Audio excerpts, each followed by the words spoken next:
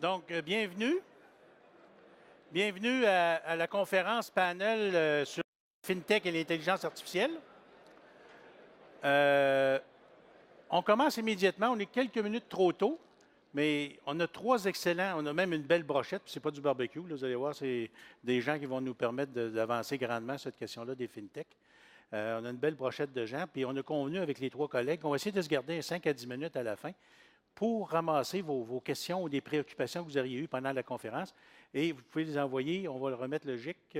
Donc, il y a un fil Twitter qui est hashtag GIC 2018.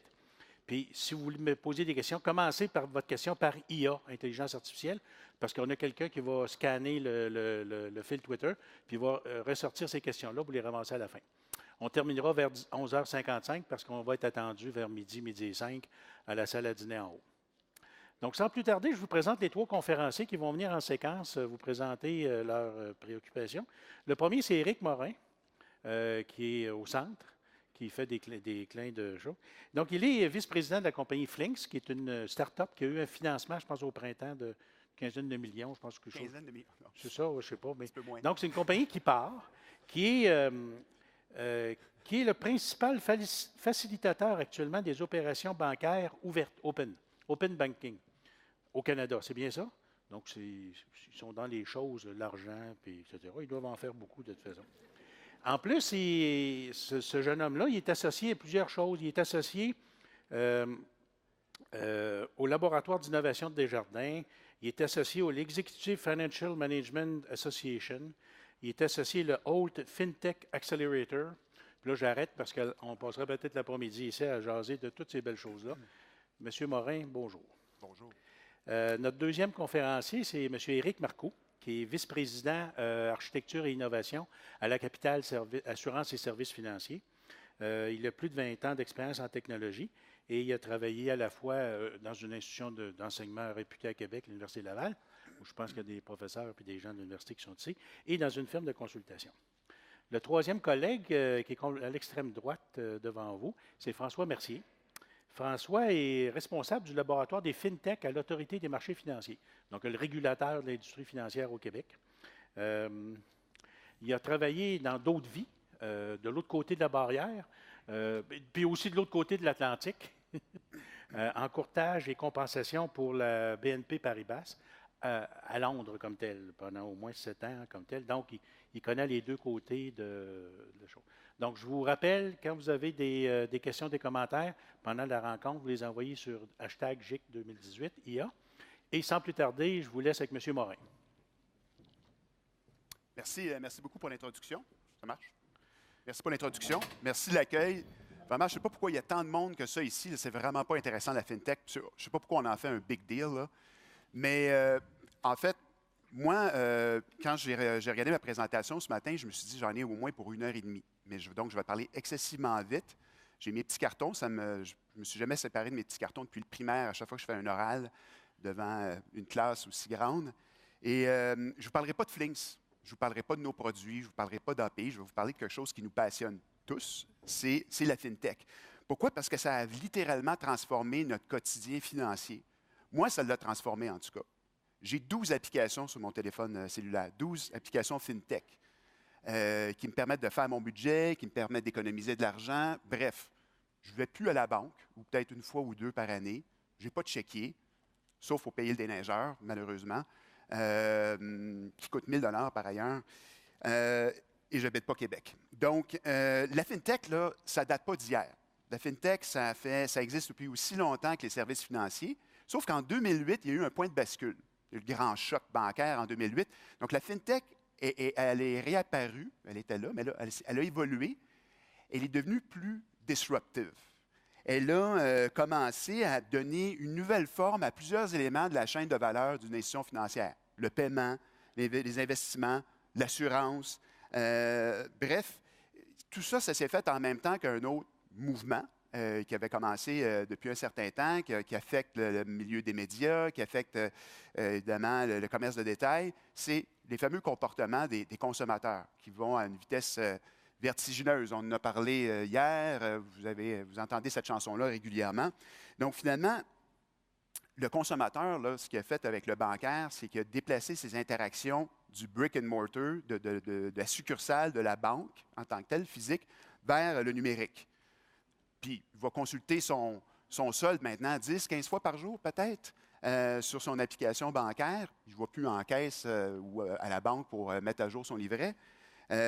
Pourtant, la technologie, c'est 25 ans de banque en ligne, c'est 10 ans de banque mobile. Mais comment ça se fait que les comportements se sont modifiés tant que ça et de façon exponentielle au cours des derniers, pas des derniers mois, mais des dernières années? Et c'est toujours la question qu'on se pose, qu'est-ce qui s'est passé? Bien, il y a plein de couches qu'on vient rajouter par-dessus le comportement financier, il y a l'utilisation du data, des mégadonnées, l'utilisation... Je vais peut-être avancer ma présentation, hein, ça va aider.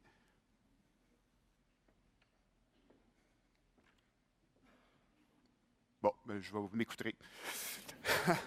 Si vous avancez d'une slide, voilà, dans le domaine financier, voilà.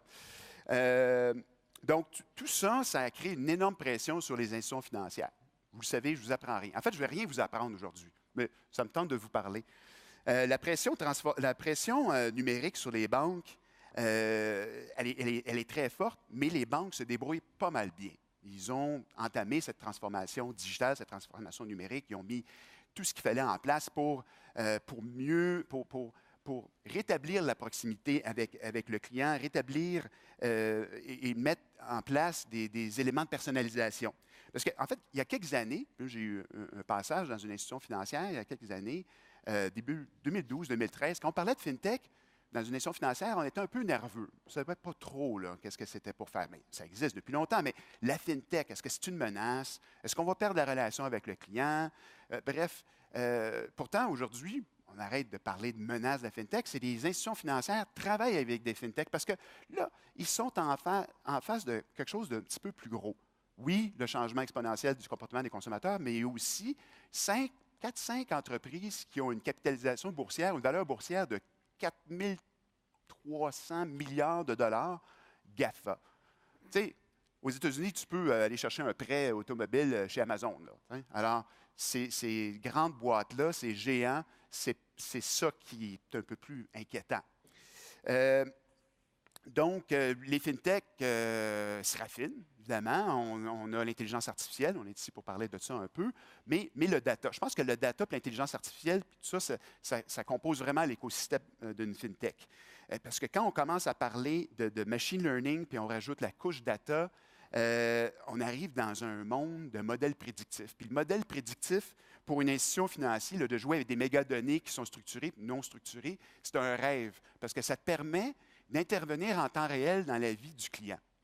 Puis même en amont, c'est-à-dire de savoir qu'un client va acheter une maison, le savoir là, quelques semaines, quelques mois à l'avance, que mon épouse va avoir un enfant, par exemple, que l'institution financière soit en mesure de prendre en charge le client parce qu'elle a réussi à avoir interprété toutes les données puis à faire en sorte de faire une offre personnalisée. Je ne sais pas si vous vous rappelez, vous avez entendu parler en 2012 de Target. Target, c'est un géant. Je suis tombé sur cet article-là qui date de 2012, en fait, de Forbes, qui dit « How Target figured out a teen girl was pregnant before her dad did ». Donc, en gros, ce que ça dit, c'est que cette jeune fille-là, elle a été magasinée chez Target aux États-Unis, puis elle a utilisé la Red Card, qui est évidemment la carte de débit Target, la carte de crédit Target, puis elle a acheté un paquet d'affaires, puis un pattern qui s'est dessiné. Un pattern d'achat. Puis Target s'est dit, moi, j'analyse tous les patterns d'achat qui existent. Et là, eux autres, ils ont dit, elle vient d'acheter un grand sac. Dans ce grand sac-là, selon nos données, c'est pour mettre au moins 30 couches. Elle n'a pas acheté des couches. Là. Mais comment, puis elle a acheté un grand sac. Comment ça qu'ils ont su qu'elle était pour avoir un enfant? Parce que là, c'est ça. Ils jouent avec le data et ils sont capables, en faisant du data mining, d'aller jusque dans le ventre de la maman. Et là, ce n'est pas juste en achetant le grand sac, c'est parce qu'elle a acheté aussi des suppléments de zinc puis des suppléments de magnésium. Donc là, pouf, c'est réglé. On fait une offre personnalisée. Elle va avoir un enfant, puis on envoie l'offre personnalisée, des moments de documentation. Chez elle, elle habite avec son père. Le problème, c'est qu'elle a 16 ans. Son père a ouvert le courrier. Puis là, je vous épargne le reste, mais tout pour dire que ça a quand même ça s'est bien terminé, là. Mais cette histoire-là est intéressante. Mais où je veux en venir avec ça, c'est que, en fait, c'est ça. C'est la mégadonnée. Puis les institutions financières vont utiliser ces données-là, qui sont assis sur des tonnes et des tonnes et des tonnes de mégadonnées. Maintenant, il suffit de bien la structurer, puis de faire en sorte de faire des offres personnalisées, puis d'intervenir en temps réel dans la vie, dans les moments de vie de leurs clients. Puis, pour les institutions financières, c'est important d'examiner l'intelligence artificielle à travers le potentiel commercial plutôt que celui technologique. Ici, comme je vous dis, j'ai fait des slides, puis à chaque fois que je les regarde, je dis hey, je pourrais passer 1 heure là-dessus, je vais aller vite. Donc, au fond, de manière générale, on peut se servir 3 grands besoins commerciaux: l'engagement cognitif, insight cognitif, automatisation des processus. Maintenant, quand on parle d'engagement cognitif, première chose qui nous vient à l'esprit, les chatbots.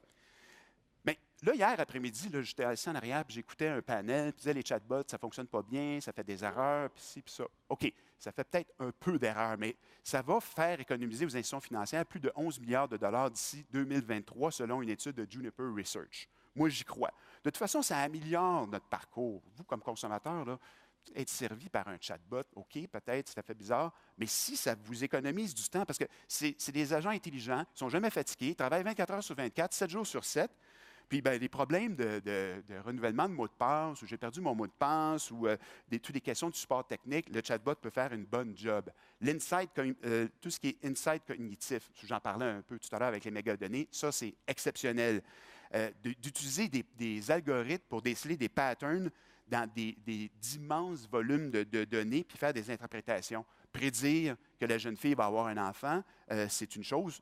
Qu'un client va acheter tel objet. Vous savez qu'aux États-Unis, Amazon a fait un gros test en 2016-2017. Il a commencé à envoyer des paquets aux gens qui n'avaient pas commandé. Je n'ai pas commandé. Je reçois un paquet d'Amazon, mais je n'ai jamais commandé ça. Oui, mais tu le veux. Je sais, selon ton comportement, tu le veux. Donc, je te l'ai envoyé. Tu paieras après, mais tu l'as maintenant. OK, donc là, je vais le garder. Donc, ça a quand même bien fonctionné. Je n'ai pas tous les résultats, mais c'est ça. C'est ce que ça peut faire des données, là.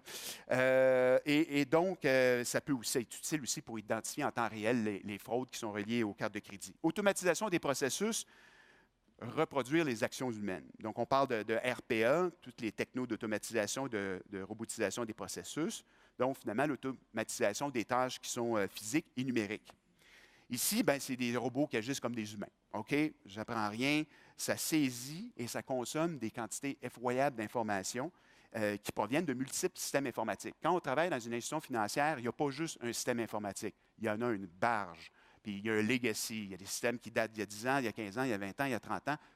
Bon, maintenant, ça, c'est une autre histoire. Mais ces processus-là, ça peut nous aider ça facilite la vie de tout le monde. Ça remplace des cartes de crédit perdues, des cartes de débit perdues. Ça va transférer des données qui proviennent des emails qui reçoivent les institutions financières et aussi des messages, des centres d'appel vers des systèmes d'enregistrement. Ils packagent tout ça. Bref, ils viennent d'améliorer leur processus, ils viennent d'économiser de l'argent. Et rapidement, ah oui, ça, je vous parlais tout à l'heure, j'ai une inquiétude bien présente face aux 5 grandes firmes technologiques qui possédaient une valeur boursière de 3 500 milliards US. Ça, c'est à se rappeler là, en tout temps. C'est ça qu'il faut surveiller. Maintenant, l'intelligence artificielle dans les fintechs, dans le domaine financier, je vais passer encore une fois bien rapidement. Démocratiser le crédit. Ça, au fond, il y a un peu de flingue en arrière de ça, mais je vous ai dit que je n'en parlerai pas. Démocratiser le crédit, c'est quelque chose qui me passionne vraiment beaucoup depuis plusieurs mois. J'étais aux États-Unis pour voir comment l'intelligence artificielle pouvait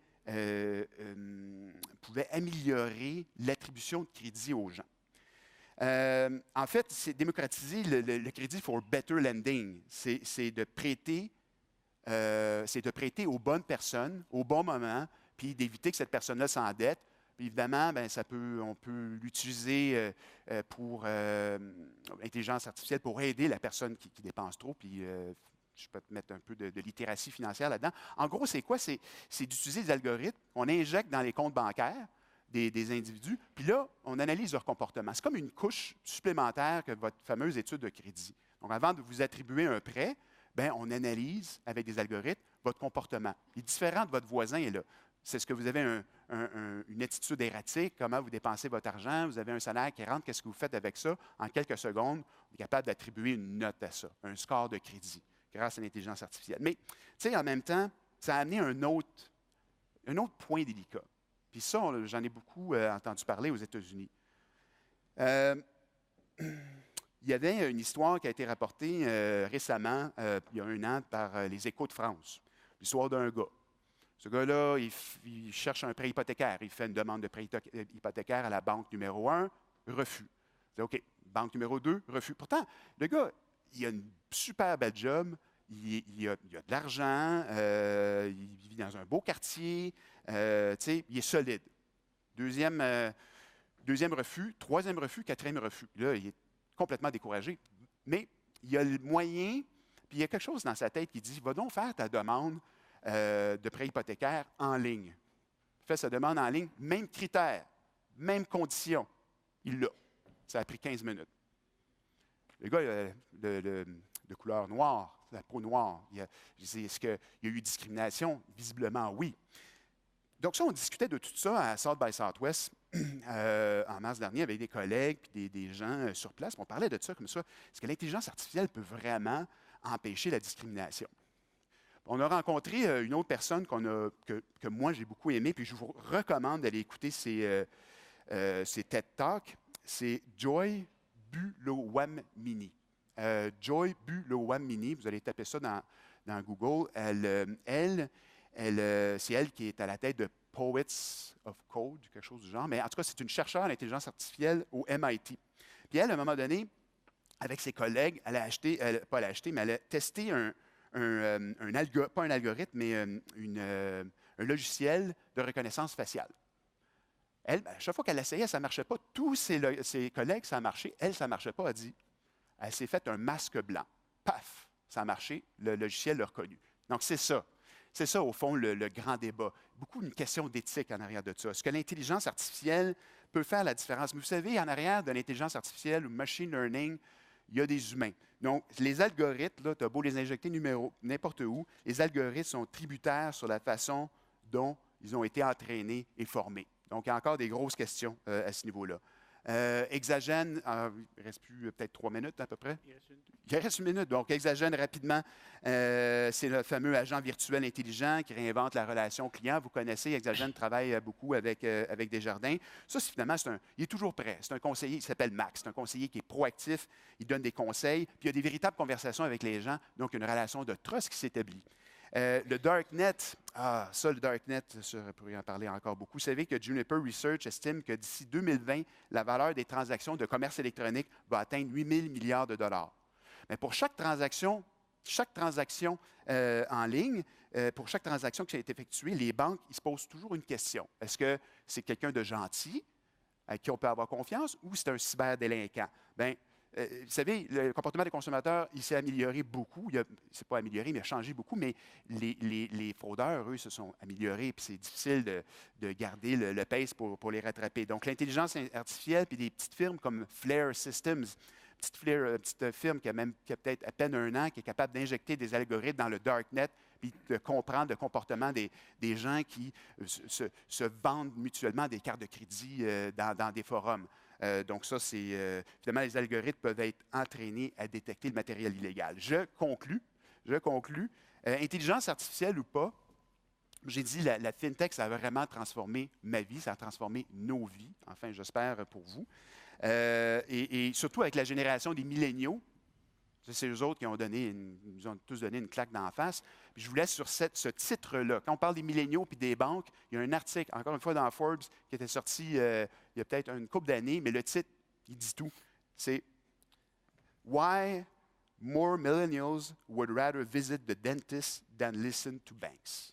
Donc, ça dit beaucoup sur la position des milléniaux dans les institutions financières et sur l'utilisation qu'ils font des différentes applications. Merci.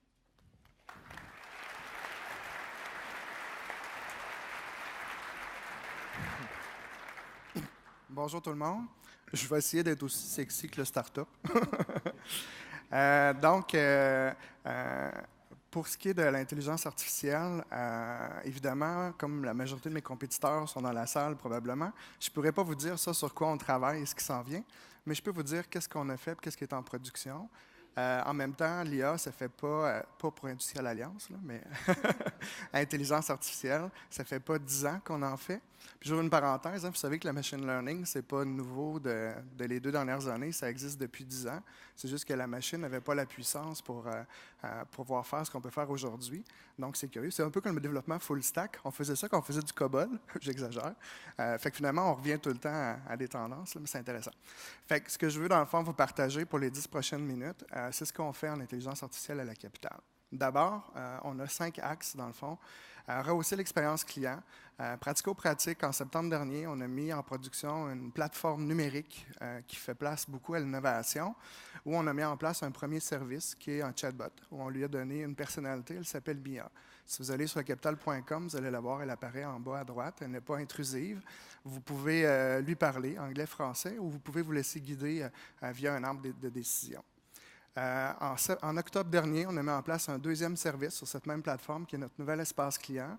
Même si vous n'êtes pas client, vous pouvez y aller, vous pouvez vous inscrire, dans lequel on offre déjà des premiers services là, qui exploitent l'intelligence artificielle. Et dans 12 jours, ou 10 jours environ, on va mettre en place 2 nouveaux services, encore là à notre clientèle, en décembre et ainsi de suite. Ce qui est intéressant, au-delà de la partie intelligence artificielle de la plateforme qu'on a mis en place, c'est qu'on est capable de livrer, un peu comme Netflix et Facebook, tous les jours, même live, là, sans interrompre le service, ce qui est intéressant pour un assureur qui est quand même assez sexy tranquillement.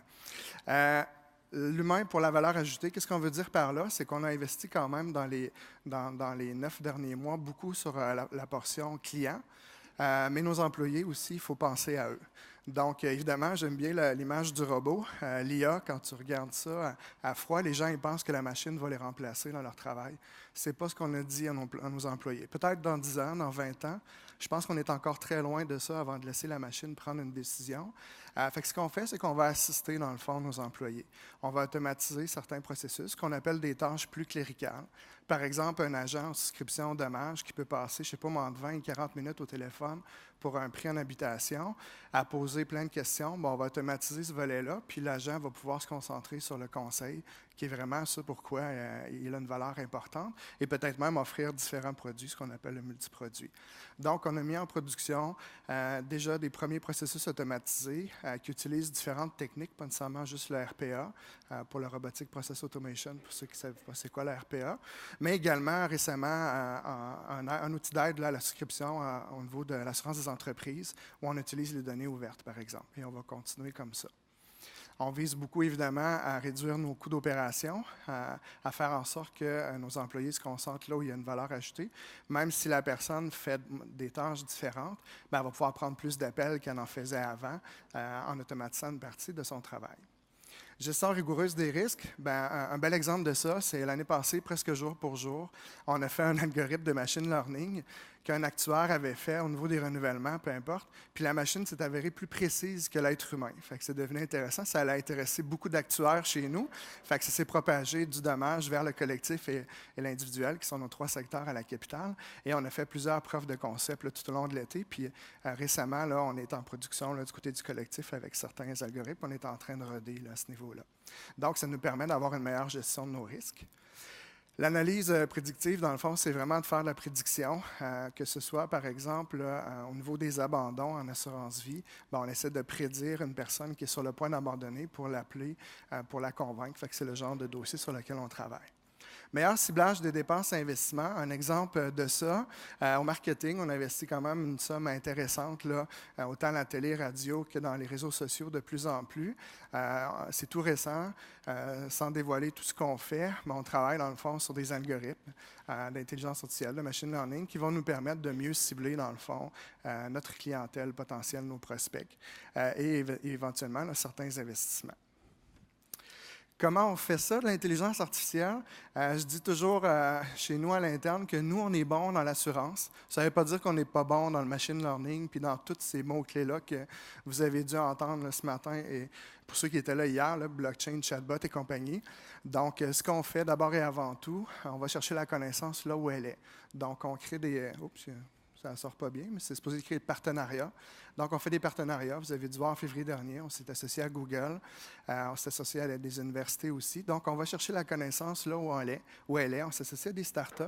On n'essaie pas de faire ce qu'ils font, on va plutôt chercher leur aide. Puis en même temps, on encourage l'économie québécoise parce que, petite parenthèse encore à nouveau, c'est intéressant de voir toutes les startups qui existent ici au Québec, voire même au Canada. Puis c'est drôle de voir qu'on regarde plus celles qui sont en Europe ou aux États-Unis. Puis quand tu sors du Québec, ce que tu entends, c'est hey, au Canada, vous avez des startups intéressantes. Finalement, on est juste à côté, mais des fois, on ne le sait juste pas. On fait de la R&D appliquée, de l'innovation appliquée. Nous, on a la théorie des petits pas. On croit beaucoup à ça. Donc, on y va beaucoup par preuve de concept. On n'investit pas des sommes faramineuses. On ne fait pas des bing-bang. On n'a pas les moyens, de toute façon, à la capitale, d'avoir des labs comme certains de nos compétiteurs. Fait qu'on y va vraiment de façon appliquée. Donc, on fait des use cases en preuve de concept. 10 jours, 15 jours, 20 jours, pour essayer de démontrer, dans le fond, la valeur ajoutée d'un use case en innovation. Puis après ça, si on fait l'effet wow, que j'appelle, on le fait en projet, puis on l'amène en production. La clé, si on veut faire du machine learning, que ce soit la reconnaissance d'image, la reconnaissance vocale, que ce soit du machine learning, ça prend du data, ça prend des images, ça prend des vidéos, ça prend des enregistrements vocaux, ça prend de la donnée, comme tu disais, Éric, précédemment. Et c'est ce que je pense qui fait notre force à nous, les assureurs traditionnels. On a 75 ans d'historique, donc on a beaucoup de data, et ce data-là, évidemment, nous appartient, et ce qui nous permet de développer les algorithmes qu'on est en mesure de pouvoir faire, et de même être très compétitif sur le marché vis-à-vis peut-être certains compétiteurs qui sont très numériques aujourd'hui, mais qui n'ont pas encore ce volume de données-là. On a une technique bien à nous, qui est un peu la théorie des petits pas. Éric, tu parlais tantôt du chatbot qui peut apparemment faire économiser 11 milliards dans le monde. Quand M. Saint-Gelais, mon président, m'a posé la question, Éric, on va économiser combien d'argent avec MIA? J'ai dit, je ne le sais pas. J'ai dit, c'est un gain qui pour moi est théorique, pas que j'y crois pas. J'y crois, mais ce n'est pas comme ça qu'on a vendu l'investissement. Donc, on a utilisé la technique enfant, adolescent, adulte. Donc, ce qu'on a fait, c'est exactement ce que tu as dit, Éric. On est allé chercher des questions qui sont fréquemment posées au service à la clientèle. On a codé ça dans la machine, puis on a mis ça en production. On n'a fait aucune campagne marketing encore pour l'instant. Et déjà, les statistiques, plus de 50% des questions qu'on reçoit, c'est des questions qu'on aurait eues au téléphone. Il est encore trop tôt pour moi de dire est-ce que ça a eu une baisse au niveau des services à la clientèle. On va le savoir avec l'historique, avec le temps qui va avancer. Mais définitivement, sans même faire de campagne, on voit que je pense qu'on a pris une bonne décision. Donc, en 2019, on va pousser l'expérience beaucoup plus loin. Puis, même chose en 2020 au niveau du chatbot. Puis, c'est une technique qu'on utilise là, à tous les niveaux, que ce soit un algorithme de reconnaissance d'image pour donner un prix sur une assurance. On travaille avec un pourcentage de précision. On appelle ça le mode enfant. Puis après ça, on le met en production, puis on le fait évoluer. Puis on va voir en fonction du data qu'on va aller chercher comment on peut l'amener plus loin. Le piège en intelligence artificielle, surtout en machine learning, c'est la précision, le pourcentage de précision. Puis c'est drôle parce qu'on a un projet en cours, sans dévoiler le détail du projet, où ils ont atteint 25% de précision. Puis les gens disent on ne peut pas aller en production avec ça. Je dis mais c'est parce qu'on a détecté 200 cas qui vont vous occuper toute l'année de toute façon. Fait quand même qu'on aurait eu 95%, ça n'aurait rien donné de plus. On vous aurait juste donné plus d'ouvrages. Fait que des fois, tout est relatif. Fait qu'on n'a pas besoin nécessairement d'augmenter. Puis souvent, passer d'un point à un autre, c'est là que ça peut coûter dans les 6 voire les 7 chiffres. Fait que ce n'est pas quelque chose qui est nécessairement toujours de la valeur. La prudence est de mise. Notre régulateur est ici avec nous sur le panel. On est un assureur comme bien d'autres, donc on doit faire attention à certains aspects. Pour faire du machine learning, il faut faire de l'IA, ça prend des données et c'est des données qui sont confidentielles. C'est vos informations qu'on va chercher de différentes façons au niveau des questions en souscription, par exemple. On se doit de faire attention à cette information-là et même si on va la chercher à l'extérieur, qu'on appelle les données ouvertes, à partir du moment où ils sont dans nos murs, ça devient notre responsabilité. Donc, on doit être prudent par rapport à cette information-là et on doit la sécuriser. Et ce, même si on va vers le cloud, qui est, somme toute, très sécuritaire. Une gouvernance au niveau éthique, l'effet Big Brother, vous avez dû voir des cas passer dans les journaux dans les derniers mois. On ne veut pas que nos clients y pensent la capitale nous surveille. Ce n'est pas ça qu'on veut. Ce qu'on veut, c'est apporter une valeur ajoutée en fonction de ce que l'information nous aura été partagée. On ne veut pas aller au-delà de ça. Donc, ça prend une gouvernance autour de ça. Donc, on s'investit aussi là, à ce niveau-là. Vous allez voir, là, entre autres, on va faire des annonces là-dessus prochainement. Gérer les attentes à tous les niveaux. L'intelligence artificielle, tout le monde part avec ça. Hey, on va tout automatiser, on va tout faire. Non, non, c'est pas comme ça que ça marche. On peut faire, oui, des choses bien, bien le fun qu'on faisait pas. Et je disais ce matin à quelqu'un avec qui j'étais, je disais, hey, voilà un an, là, on faisait du big data, on faisait pas ça, on s'est mis en enfer, on fait de l'innovation à la capitale. Fait que tout étant relatif. Aujourd'hui, on est rendu ailleurs. Mais honnêtement, on a beau faire la reconnaissance vocale, la reconnaissance d'image, des dossiers avec des objets connectés. Oui, c'est cool, mais c'est pas ça encore de l'innovation. Donc, il faut faire attention à tout ce volet-là et bien gérer les attentes. La machine ne remplacera pas, en tout cas selon moi, l'être humain demain matin. Un jour peut-être, mais je pense qu'on est encore loin de ça. Hier soir, quelqu'un parlait des voitures autonomes. Je pense que c'est le même exemple. On sait que ça s'en vient, mais ce n'est pas encore là aujourd'hui. Encore peut-être moins au Québec, là, à cause de l'hiver, mais on verra. Connaître les limites de la technologie aussi. On a beau être sur une plateforme comme celle de Google, on a beau être associé à des partenaires, des startups ou différents partenaires, dont plusieurs, vous êtes ici dans la salle, j'ai reconnu quelques visages. La technologie a encore des limites. Par exemple, en reconnaissance vocale, on a fait une preuve de concept récemment au niveau d'une salle de réunion et on peut reconnaître 2 voix. On ne peut pas en reconnaître plus que 2. La technologie qu'on a utilisée ne permet pas ça. Fait qu'on aurait aimé ça avoir nos comptes rendus rédigés automatiquement. La technologie, elle reconnaît la voix. Puis on voulait le faire avec le Google Home parce qu'on est avec Google. Mais non, le Google Home, il reçoit juste des commandes. Fait que vous voyez un petit peu un exemple très, très simple de choses qu'on fait. Imaginez au téléphone après. Et curieusement, le français est souvent un des derniers à la fin à pouvoir être reconnu à travers ces joueurs-là majeurs qui sont Google, Microsoft et autres. Et même Apple, curieusement, avec Siri. Donc, il y a encore une limite là, à la technologie. Même si on peut faire beaucoup plus de choses qu'on pouvait le faire avant, il reste qu'il y a encore là, des limites par rapport à ça. Donc, il faut les connaître, ces limites-là. Puis notre vision, à la capitale, la théorie des petits pas, on ne veut pas faire de l'IA pour faire de l'IA, on ne veut pas faire du chatbot pour faire du chatbot, ni du machine learning pour faire du machine learning. On veut le faire pour que ça fasse du sens pour nos clients, parce qu'on est une mutuelle, l'être humain est au cœur de notre entreprise, ça fait partie de nos valeurs, puis on veut vraiment le faire aussi à un coût optimal. On ne veut pas faire un bing bang, on ne veut pas investir des millions d'un coup, de toute façon, on n'est pas en mesure de faire ce genre d'investissement-là, fait qu'on y va vraiment une étape à la fois. Et on le fait avec nos partenaires, tout en faisant attention à notre régulateur pour être sûr qu'on fait bien les choses. Merci.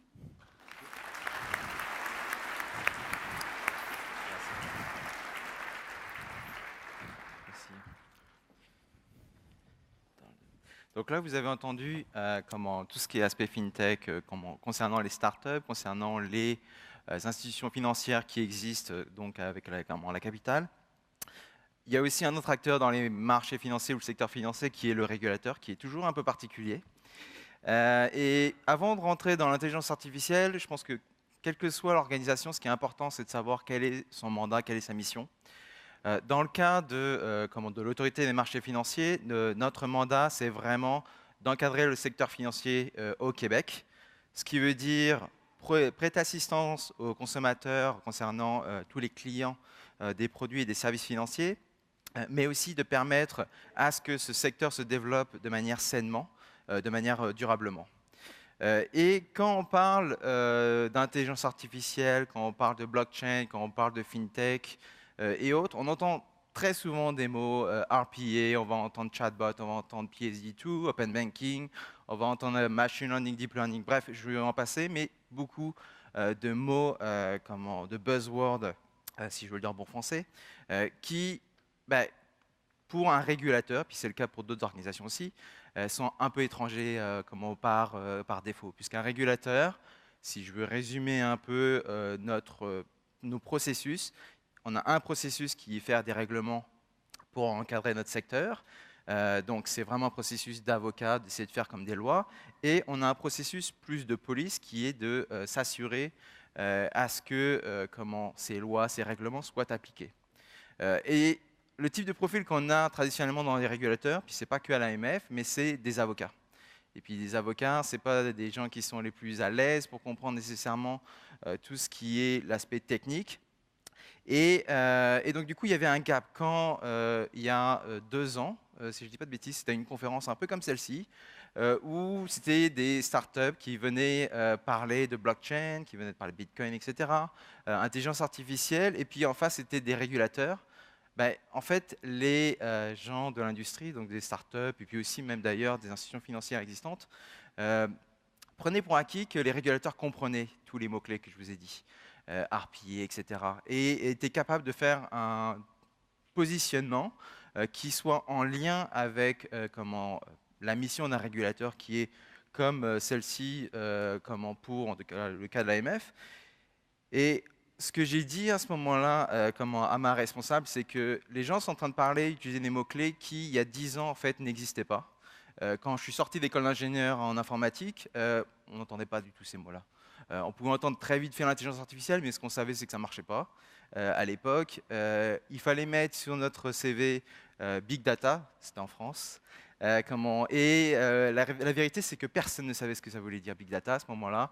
Mais bon, ça faisait bien, ça faisait vendre, etc. Et ce que j'ai dit, c'est que il faut qu'on aille chercher la connaissance là où elle est, à savoir plutôt au niveau des universités actuellement. Donc, pour combler le gap qu'on avait entre la connaissance qu'on a à l'interne, à l'AMF, et ce que l'industrie essaye de parler, etc., on a créé un centre de réflexion, le laboratoire FinTech. On a créé aussi d'autres unités organisationnelles, plus classiques, des groupes de travail à l'interne, un conseil qui rassemble des gens de l'industrie pour nous donner leur point de vue. Mais je vais me focuser en fait sur le laboratoire FinTech et pour dire que c'est un tout petit peu différent peut-être des autres choses. L'idée du laboratoire FinTech, c'était vraiment d'expérimenter nous-mêmes les nouvelles technologies pour pouvoir mieux positionner le régulateur sur des questions d'éthique concernant l'intelligence artificielle, par exemple, sur les questions de risque que peuvent poser potentiellement tout ce qui est les cryptoactifs et autres. Bref, toutes ces nouvelles technologies, toutes ces nouvelles fintech.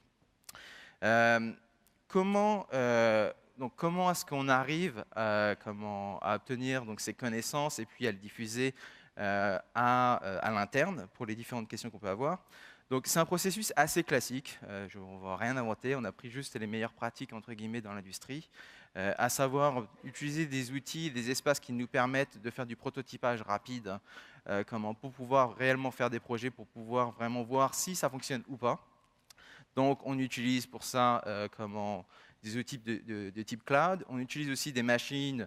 Je rentre un peu plus dans le technique avec des cartes graphiques, donc c'est des serveurs de calcul pour faire de l'apprentissage profond. Qui, accessoirement, et ça je vous le dire, c'est que ça ne coûte quasiment rien pour faire de l'intelligence artificielle. D'un point de vue machine, c'est quasiment rien. Une main-d'œuvre qualifiée, donc ce que l'on fait, c'est que l'on cherche des gens qui sortent des universités, puisque le Québec a la chance d'avoir un bassin de talent qui est de classe mondiale clairement, en particulier sur tout ce qui est intelligence artificielle. Comme vous pouvez l'entendre à mon accent, je ne suis pas d'ici, la France est littéralement en train de copier le modèle québécois avec des organisations comme Ivado et le Mila et autres d'ailleurs. La France littéralement essaie de copier ça pour leur côté. Donc il faut vraiment prendre conscience que ce n'est pas pour rien qu'on voit des gens des organisations de type Google, DeepMind, Microsoft, etc. venir au Québec. C'est qu'il y a vraiment beaucoup de talent et du coup, en tant qu'organisation québécoise, il faut en profiter. Le but, donc, du coup, quand je mentionnais, c'est d'obtenir un savoir de pointe. Et puis, l'idée, c'est vraiment de prototyper, de tester nous-mêmes. On applique tout simplement une méthodologie agile, rien d'extraordinaire avec tout ce que je vous ai dit. Peut-être aussi, le variante, entre guillemets, c'est plus de s'inspirer des startups, donc de tout ce qu'est la méthodologie Lean Startup, à savoir que faire de l'intelligence artificielle pour faire l'intelligence artificielle, c'est bien, mais ça ne sert pas à grand-chose, en toute honnêteté. Par contre, d'essayer de voir comment on peut régler des problèmes, idéalement, là, c'est beaucoup mieux. Donc l'idée, c'est que mon équipe, on cherche à essayer de récupérer, de lister tous les différents problèmes, besoins que l'organisation peut avoir en termes d'analyse de données, etc., ou en termes de formation. Et puis, on s'engage sur une période de sprint, donc dans notre cas, c'est de 2 semaines, pour pouvoir faire des expérimentations. Et l'idée, c'est que toutes les 2 semaines, on revoit ce que l'on a fait et de voir si ça correspond avec les priorités. Pourquoi c'est important de faire l'agilité, en particulier avec l'intelligence artificielle? C'est que quand on parle en termes de génie logiciel, c'est très facile en fait, de dire si un système peut fonctionner techniquement. La faisabilité technique est assez simple. Bien sûr, quand on fait un projet, ça peut prendre du temps, il y a le besoin peut changer, etc. Il y a des enjeux, c'est évident. Mais ce qui est particulier avec l'intelligence artificielle, c'est qu'on ne sait pas d'avance si notre prototype ou notre projet, solution, va fonctionner. Parce qu'on a besoin de tester vraiment si on a suffisamment de données, si la volumétrie est suffisante pour extraire l'intelligence de ces données-là. Et il n'y a pas d'autre moyen que de tester pour savoir si ça peut fonctionner. Donc le prototypage est très important dans le sens où il faut, avant de s'engager à faire des budgets pour des projets sur le long terme, etc., il faut tout simplement tester si c'est possible ou pas. Donc de s'assurer à ce que la faisabilité technique soit importante. Et donc du coup, ça mène de tout ce qui est concept de le droit à l'erreur au niveau de l'organisation qui sont importantes. Donc le laboratoire permet de faire ce genre de choses qui est isolé par rapport au reste de l'organisation. Puis, le but in fine, dans notre cas, c'est de transférer cette connaissance à l'interne pour positionner l'autorité sur des questions qui peuvent se poser d'un point de vue national ou international. On a contribué, par exemple, au rapport du Forum économique mondial sur l'impact de l'intelligence artificielle dans les secteurs financiers. On l'a fait aussi avec le Financial Stability Board, des rapports que vous pouvez trouver sur Internet, sur comment est-ce que tout ce qui est machine learning, etc., peuvent être utilisés dans le secteur financier. Et puis aussi des mises en production, je vais mentionner quelques exemples un peu plus tard. Ce qui est en rouge est pour moi le plus important, c'est qu'il faut former les gens. Ça a été mentionné même sur une présentation précédente. L'important, c'est qu'il faut embarquer toute l'organisation vers une organisation plus orientée données pour prendre les prises de décision, etc. Et ça peut ne se faire qu'en embarquant les employés existants. C'est faux de dire qu'on peut juste emmener du sang neuf et remplacer ceux qui vont exister. Il faut vraiment penser à comment une organisation peut développer le capital humain qu'ils ont afin d'être plus performants. Quelques exemples de cas d'utilisation que l'on a fait. Ça ne va pas être super sexy dans le sens où c'est des vrais cas d'utilisation qui fonctionnent, mais je ne vais pas employer des mots-clés nécessairement. Un premier exemple, c'est l'amélioration de la qualité des données. Par exemple, suite à la crise de 2008, juste peut-être pour rappel, la crise de 2008, un des enjeux était que quand Lehman Brothers a fait faillite, le marché des produits dérivés, donc qui est un marché un peu particulier, en fait, personne ne savait l'exposition qu'ils avaient vis-à-vis des autres. À ce moment-là, je travaillais pour BNP Paribas. Personne ne savait quelle était l'exposition de BNP Paribas, donc combien BNP Paribas allait perdre avec la faillite de Lehman Brothers. Et ce qui s'est passé, c'est qu'à ce moment-là, j'étais coté en TI chez BNP. Mais il y avait quelqu'un qui passait dans toutes les équipes pour interroger les bases de données des différents systèmes pour savoir quelle est notre exposition. Ils ont mis des mois pour le savoir. Donc si même une organisation comme une BNP Paribas, par exemple, était incapable de savoir ça à un instant T, un régulateur comme l'AMF ou comme les autres, c'était encore beaucoup plus compliqué. Bref, du coup, ce qui a été mis en place, c'est une énorme base de données avec toutes les données transactionnelles sur ce marché spécifique. Et le problème que l'on a maintenant, c'est plus qu'on a des problèmes de qualité de données, puisque c'est chaque institution financière qui reporte au régulateur, mais comme c'est des sources de données différentes, du coup, c'est très difficile des fois de croiser les données. Donc typiquement, on utilise des algorithmes de classification pour passer, disons, si on a un champ dans ces données-là qui soit une variation, qui est 1000 variations d'un terme, pour avoir les classes qui soient les plus pertinentes. Ça, c'est très simple. C'est l'apprentissage automatique, mais c'est très simple. Création de base de données. En fait, l'idée, c'est que même à plus long terme, on veut que l'organisation soit orientée données, que nos prises de décision soient orientées données, qu'on veut être en temps réel sur comment on doit essayer d'agir. Quand je dis temps réel, on est un régulateur, mais le plus temps réel possible. Et tout ça, ça passe par créer des données, en fait, par créer des bases de données de nous-mêmes pour essayer de suivre les tendances, etc. Le dernier, détection d'informations promotionnelles trompeuses, ça c'est en production aussi. Ça, c'est en fait, on a développé des modèles de traitement de langage naturel. Pour ceux qui ne connaissent pas, le traitement de langage naturel, c'est une branche de l'intelligence artificielle qui se concentre sur l'analyse du texte sur les données non structurées. Cet outil-là, ce qu'il fait, c'est qu'il analyse tous les communiqués de presse de toutes les institutions financières pour essayer de voir s'il n'y a pas un pattern du genre, par exemple, que quelqu'un garantit un rendement qui n'est pas possible, donc ici une information promotionnelle trompeuse. Et puis cet exemple-là, pour moi, est intéressant aussi parce que c'est pour moi la vision que l'intelligence artificielle va amener dans le secteur financier et ailleurs. C'est que cet outil permet d'augmenter la productivité de nos analystes fois 3. Donc on a vraiment un énorme gap en termes de productivité, mais on n'est pas là pour. Cet outil-là ne va pas remplacer les analystes que l'on a. Ça avait été mentionné précédemment, mais l'intelligence artificielle, pour moi, ça ne va pas remplacer le travail des gens, mais ça va plutôt les assister à être plus performants afin que, de manière générale, si je veux retourner un peu au tout début, afin que l'organisation soit plus pertinente dans sa mission et dans son mandat. C'est pour ça que c'est important, avant de rentrer dans les détails de qu'est-ce que l'intelligence artificielle, d'essayer de bien comprendre quelle est la mission d'une organisation. Donc si je vous devais prendre un take-away de ma présentation, c'est essayez l'intelligence artificielle, mais essayez-le idéalement pour que ça fit avec le mandat, la mission de votre organisation. Merci. Je ne sais pas. Donc, merci les 3 collègues parce qu'ils sont tous rentrés dans le 15 minutes chacun, sans avoir de.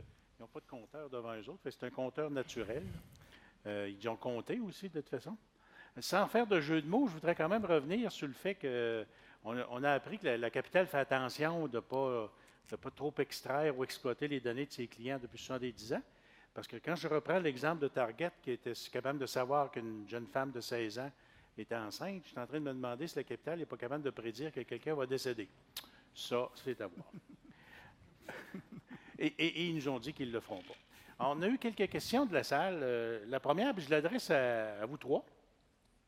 Il y a des gens qui ont des entreprises en salle, qui sont des entrepreneurs, puis qui disent essentiellement, d'abord, c'est quoi nos enjeux à nous, tantôt, lorsqu'on va aller dans l'intelligence artificielle? Puis, est-ce que nos clients vont nous suivre dans cette patente-là? Oui. Ben, moi, je dirais que c'est le client qui le demande, là, en quelque part. C'est soit intelligence artificielle ou n'importe quelle autre richesse qui nous entoure. Puis je reviens toujours aux data. Si le client, lui, dit moi, je veux être servi de façon omnicanale à travers toutes mes plateformes rapidement, que ce soit une institution financière ou n'importe quel autre commerce, whatever, là, même industrie de l'aviation, pour desservir vendre un produit ou desservir un service, c'est à moi comme entrepreneur d'aller en avant de la parade puis de m'assurer que je vais faire la rétention de ma clientèle en mettant en place les technologies nécessaires. Ce que vous dites, c'est que les clients ne font pas juste vous suivre, ils vous devancent. Moi, à mon sens, oui, c'est les clients qui devancent et qui demandent. Puis l'enjeu que je vois pour les entrepreneurs, selon moi, c'est de ne pas essayer de le faire par vous-même. Parce que, comme je disais, c'est ce qu'on a fait, nous, à la capitale. Ça coûte de l'argent de développer ces compétences-là, puis ça prend du data. Puis il y a plein d'entreprises qui sont là pour nous aider, ou même des universités qui sont présentes pour ça. Puis je pense que, quand notre core business, c'est pas de faire ça, ça peut être un enjeu même sur votre pérennité. Fait que oui, le client le demande, mais de vous lancer nécessairement là-dedans n'est peut-être pas nécessairement la meilleure approche, selon moi, là. Deuxième question. Veux-tu intervenir, François? Non, c'est comme régulateur. Les clients, on n'a pas vraiment de clients, donc du coup, c'est pas très... Comment, en termes de risque, parce que là, l'intelligence artificielle, c'est beau, ça a un avenir prometteur, mais il y a quand même des risques dans ça. Comment on est capable de les anticiper et de les mesurer? Moi, je reviens à ce que je disais tantôt, la théorie des petits pas. Je ne pense pas que c'est une bonne idée de se lancer en ligne dans l'IA. Je pense qu'il faut y aller un pas à la fois, puis il faut y aller sur une problématique donnée. L'IA, c'est une boîte à outils. Quand on regarde ça dans l'ensemble du coffre TI, c'est de s'en servir pour résoudre une problématique ou atteindre un objectif. Mais je ne pense pas qu'il faut y aller nécessairement à fond. Fait que pour moi, c'est une façon de mitiger le risque, là, à mon humble avis. Là. La théorie des preuves des concepts. Ouais, là. je suis entièrement d'accord sur le fait qu'il faut prototyper, essayer comment soi-même faire des petits pas sur l'intelligence artificielle pour l'organisation. Si je lève un petit peu le débat et d'un point de vue risque que ça peut amener potentiellement d'un point de vue éthique ou autre, pour le secteur financier ou pour la société de manière générale, je pense qu'il est très important, c'est d'essayer de se mettre vraiment en partenariat. Les régulateurs comme l'AMF ont fait partie typiquement de réseaux internationaux, donc l'équivalent de l'ONU en fait, pour justement discuter de ce genre de choses et dans les travaux qu'il y a à niveau international, en fait, tout le monde a les mêmes questions. Donc je pense que ce qui est important, c'est d'essayer d'être humble et d'essayer de discuter avec les autres quels sont leurs points de vue et d'essayer de trouver quelque chose en commun. Et si on prend à une échelle plus locale, je pense que c'est important, quelle que soit l'organisation, d'essayer de collaborer avec son secteur, surtout qu'il y a des acteurs qui sont vraiment très efficaces et très utiles pour ça. Je prends l'exemple d'Ivado, l'Institut de valorisation des données, qui permet d'avoir accès à des talents aussi, mais de pouvoir avoir un peu de rétroaction sur les différentes choses. Le monde académique. Je pense que ce qui est important, c'est d'essayer de dire qu'on n'a pas la connaissance sur tout, mais d'essayer de travailler avec d'autres personnes. Puis ce que j'aimerais ajouter sur l'IA, c'est comme la sécurité, c'est un gouffre sans fin. On investit toujours en sécurité, puis on n'arrive jamais au niveau, on est top-notch, puis il n'y a personne qui va nous pénétrer, nous percer. Ça n'arrivera jamais, c'est utopique. L'IA, c'est la même chose. On peut investir infiniment à ce niveau-là. Je pense qu'à un moment donné, il faut arrêter à l'essentiel, mais ça va comme donner c'est pas négatif, mais un mal nécessaire. Je pense qu'il faut le faire, mais à un minimum, comme la sécurité, on n'a pas le choix, il faut le faire aussi. Peut-être pas le voir global, c'est pas l'entreprise au complet, mais peut-être segmenter les besoins au sein de l'entreprise. Puis ça vient reprendre ce que vous avez dit tout à l'heure, pas faire ça tout seul, mais vous associer avec, que ce soit une fintech ou une entreprise en intelligence artificielle pour s'attaquer à un irritant pour le consommateur, parce qu'à la fin de la journée, c'est le consommateur qu'on veut aider. Puis si c'est une solution d'intelligence artificielle, bien vraiment, dans le parcours, là où il y a un irritant, bien, s'attaquer à ce point-là, puis d'investir là, mais pas penser à intelligence artificielle at large, mais peut-être vraiment dans la chaîne de montage, à un élément particulier. Là. On a une question un petit peu plus pointue. Donc, pour ceux qui étaient tout à l'heure, Louis Roy, qui a parlé un peu de la chaîne d'approvisionnement intelligente, il a expliqué aussi que tout l'enjeu entre les Amazon et les Google de ce monde qui sont en train de prendre le contrôle. Par la suite, c'est essentiellement le contact client direct. Puis la question qui est venue, c'est jusqu'à quel point les assureurs du Québec, puis là, l'AMF est aussi le régulateur des assureurs du Québec, Google et Amazon, justement, Je trouve leur business. Je trouve ça super intéressant comme question. Vous savez, c'est drôle, hein? On est quoi, 6, 7, 8 assureurs qu'on couvre plusieurs provinces. On est au Québec, puis on est dans notre monde à nous, c'est correct, puis on se compétitionne. Jusqu'au jour où ce grand joueur-là va arriver, puis là, on va s'associer ensemble. Puis j'ai essayé l'année passée de m'associer avec des compétiteurs dans un dossier où on n'avait aucune valeur de distinguer, puis je n'ai même pas réussi. Je pense que la clé, c'est justement dans ces associations-là. C'est drôle de voir qu'on investit à peu près tous dans des chatbots, puis on fait tous les mêmes affaires. Le modèle d'affaires d'un assureur à l'autre, il est très similaire. Quand on regarde ça, que ce soit du collectif du dommage ou des services financiers, c'est vraiment très similaire. Fait qu'on est tous en train d'investir chacun de l'argent pour faire les mêmes affaires, mais le faire plus haut que l'autre, parce qu'on veut se démarquer. Fait que la compétition, c'est intéressant, mais au lieu de mettre de l'argent à se distinguer sur nos produits, puis développer peut-être des nouveaux marchés, puis de faire de la réutilisation entre nous, où selon moi, on aurait intérêt à le faire, bien, on le fait chacun de notre côté, chacun de notre façon. Et à un moment donné, un jour, ce joueur-là va arriver, parce que je pense que ça nous attend là, tranquillement. Un jour où Amazon va débarquer ici au Québec, là, mais là, je pense qu'à ce moment-là, on va être là, alors que je pense qu'on devrait être proactif puis la créer, cette association-là. Je le disais un peu dans mes mots tantôt, je pense qu'on n'a pas idée à quel point on a une connaissance forte ici au Québec. Pendant des années, on parlait de Silicon Valley, en tout cas en informatique, à l'extérieur, ils sont hot, eux autres. mais là, c'est ici que ça se passe, puis on regarde encore souvent à l'extérieur. Alors que si on s'associe ensemble, on s'entend un chatbot, c'est pas là qu'on va se démarquer entre assureurs. On devrait se partager ces choses-là. Puis oui, on apporte chacun notre saveur en fonction de nos produits. Même chose pour nos espaces clients, etc. Mais chacun est à créer ses propres automatismes. Alors que si on le faisait ensemble, on pourrait probablement devenir bien plus gros ensemble, puis à garder nos parts de marché quand même, et même aller en chercher des nouvelles à l'extérieur du Canada, puis devenir peut-être même plus grand joueur que ces joueurs-là, et là, être capable de les affronter.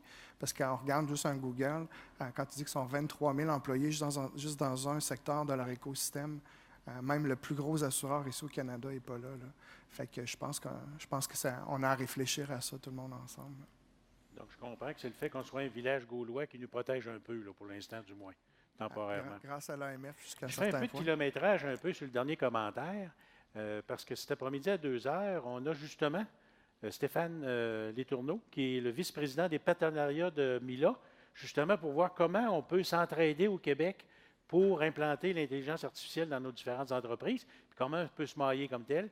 Il y a aussi Gilles Lajoie de Soquige qui va nous présenter ce qu'il appelle les 9 règles d'or pour réussir un projet d'intelligence artificielle. Sans plus tarder, il me reste à vous remercier, les 3 panélistes conférenciers. Ça a été très diversifié, très instructif et je suis persuadé que la salle a aimé beaucoup. Merci. Merci.